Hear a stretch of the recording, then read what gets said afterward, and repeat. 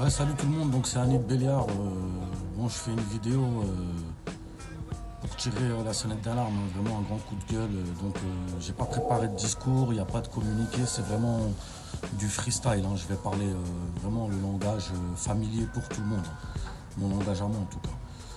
Donc hier, il faut savoir qu'en Conseil des ministres, il a été adopté plusieurs ordonnances.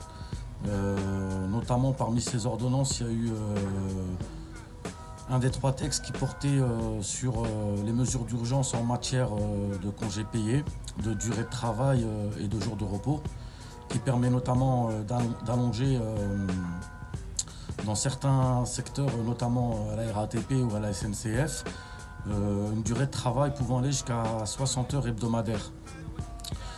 Il faut savoir que c'est vraiment historique, hein, sous la Ve République, ce qui est en train de se passer. Parce que même s'il y a déjà eu des ordonnances auparavant, notamment les ordonnances qui ont été votées en 2017, mais aujourd'hui les ordonnances votées par le Conseil des ministres, il est vraiment à l'image de la gestion de crise du gouvernement, qui tout simplement entend faire peser le poids de la crise sur les épaules des travailleurs et des travailleuses. Les grands gagnants de cette crise, de toute façon, on a pu le voir, c'est vraiment les grands patrons, les grandes entreprises, enfin, c'est vraiment eux les grands gagnants, hein. Malheureusement, l'article 6, il dispose que dans les entreprises relevant des secteurs d'activité particulièrement nécessaires à la sécurité de la nation et à la continuité de la vie économique et sociale, le temps de travail pourra donc être allongé. Je tiens à dire à tout le monde que les heures supplémentaires, tout ça, c'est fini, hein. Ils nous l'ont bien fait à l'envers. Ensuite, le pire de tout ça, c'est que j'ai envie de vous dire, c'est que c'est vraiment aberrant ce qui est en train de se passer.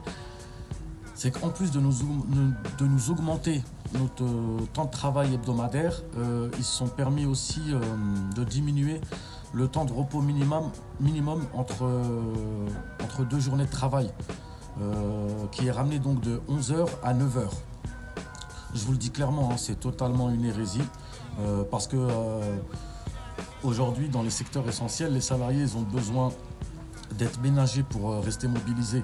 Et là, on risque d'ajouter en plus de cette crise sanitaire, de la fatigue, de l'épuisement,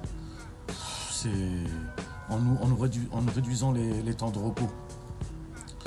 Je suis totalement scandalisé par tout ce qui se passe. C'est-à-dire que sous couvert de crise sanitaire, ils sont en train tout simplement de nous détruire notre protection sociale, notamment le code du travail. On se demande si le gouvernement, son combat aujourd'hui, c'est contre le Covid-19 ou son réel combat, c'est contre les salariés, ou plutôt contre la classe ouvrière, plus généralement. Je vous épargne les détails sur les congés payés qu'ils peuvent nous imposer au dernier moment, les RTT, c'est juste hallucinant. Et on est tous sous perfusion à rester là, attentistes à ce qui se passe, alors que eux sont en pleine action et font passer des ordonnances à toute vitesse. Donc ils mettent le paquet, ils mettent les bouchées doubles, ils profitent de cette crise sanitaire pendant que tout le monde soit confiné chez soi pour faire passer tout ce qu'ils ont envie de faire passer, quoi. Malheureusement, c'est qu'on n'entend pas beaucoup, j'ai envie de vous dire, les dirigeants syndicaux au niveau national. Voilà. J'ai un message quand même aussi à leur faire passer à eux, s'il vous plaît. Je dis bien s'il vous plaît. Arrêtez vos tracts, vos communiqués, votre semblant d'opposition. Il faut du concret en fait, il faut agir concrètement. Il faut qu'aujourd'hui, qu'il y ait un réel rapport de force. On ne peut pas rester attentiste, en mode je regarde ce qui se passe et derrière on subit. On ne doit plus être dans la réaction, on doit être dans l'action. On ne peut plus laisser faire tout ça. Il faut savoir que hier par exemple, je prends l'exemple des Italiens, hein, parce que franchement c'est vraiment très très intéressant ce qu'ils ont fait. C'est qu'ils ont fait une grève massive dans beaucoup de secteurs. pour dire qu'ils n'ont pas envie de mourir au travail. Et ça, je pense que c'est un bon exemple qu'on peut suivre, tout simplement pour arrêter cette destruction de nos acquis sociaux. Par là même aussi, je tiens à dire aussi, les journalistes ils diront jamais que les agents de transport, par exemple la RATP, à la SNCF, c'est des héros qui continuent à rouler au quoi aux caisses. Pour eux, on est des privilégiés, on n'est pas des héros. Vous voyez? Donc même l'opinion, enfin même les journalistes qui sont tenus par les grands patrons, hein, par les grands actionnaires, hein, le capitalisme, aujourd'hui aussi ils ont pris une position qui est totalement inadmissible par rapport à leur déontologie, c'est-à-dire qu'ils font de la désinformation. Donc voilà, c'était vraiment un gros coup de gueule parce qu'on est en train vraiment de se faire avoir, d'accord? Et je vous demande à tous qu'il y ait une réaction générale, globale. Il faut vraiment qu'il y ait une conscience au niveau de ce qui se passe et que ça soit une conscience vraiment générale. Il faut sortir de son cocon, il faut sortir de son faux confort du quotidien, car aujourd'hui beaucoup de collègues sont en train d'être victimes de ce Covid-19 par le manque de clairvoyance et de précautions prises par le gouvernement et par les directions de ces entreprises. Tous les jours, on apprend que des collègues sont contaminés parce qu'ils sont exposés tout simplement par ce coronavirus qui tourne en pagaille. On s'est battu pour arrêter la vente de tickets, notamment au niveau des transports à la RATP. C'était un combat de plusieurs semaines, alors que c'était évident qu'il fallait le faire depuis le début, sauf qu'entre-temps, beaucoup de collègues ont été contaminés. C'est un exemple parmi tant d'autres. Hein. Mais voilà, ce que je tiens à dire, c'est qu'aujourd'hui, il faut vraiment se battre et ne pas rester spectateur de son avenir. On s'est battu pour les retraites. On s'est battu pour notre système de retraite. Mais aujourd'hui, avec ce qu'ils nous mettent en place, mais on ne pourra même pas aller jusqu'à la retraite. On va mourir au travail. On nous demande de travailler plus, avec moins de temps de repos, sous cette épidémie. Mais c'est quoi ce délire? Le décret qui est passé à la base dans leur projet par rapport à l'imposition des congés payés, des RTT et tout, à la base c'était prévu pour le temps du confinement, le temps de la crise. Dans leur projet, il n'y avait pas de date définie. Donc ils sont rétro-pédalés, ils ont fixé une date limite au 31 décembre 2020. D'accord? Mais les gars, comme ils disent, hein, les promesses n'engagent que ceux qui y croient. Eux, je vais vous dire une chose, le plus important pour ce gouvernement ou même les directions, c'est pas de dire la vérité, c'est que les gens les croient. Voilà, donc ils mettent ça jusqu'au 31 décembre 2020.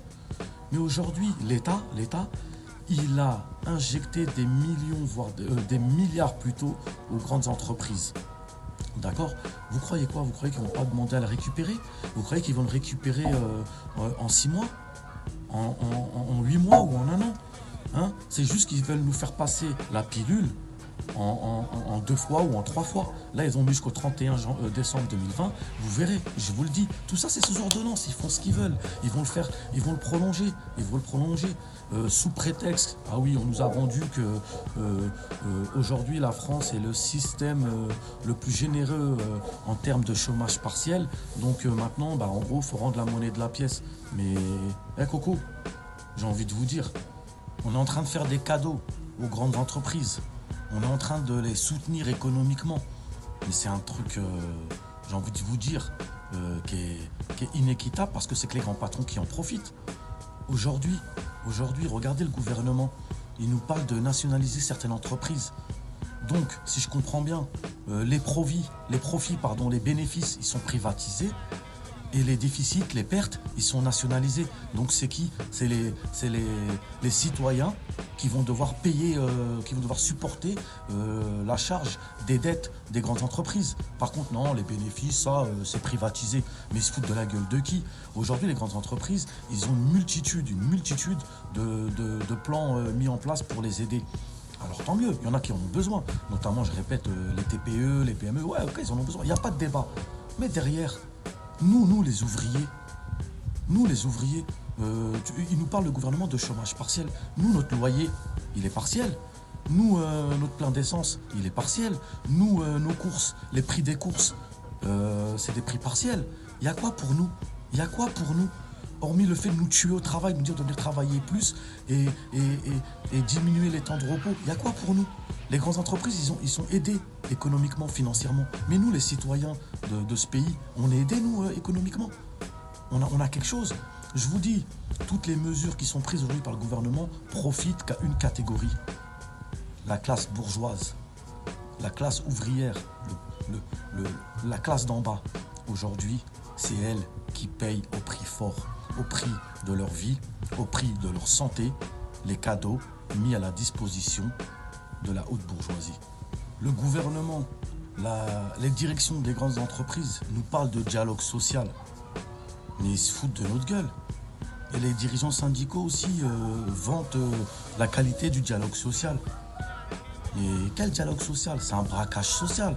Quand on vous braque avec un flingue sur la tempe et qu'on vous dit on discute, vous croyez que c'est un dialogue équitable?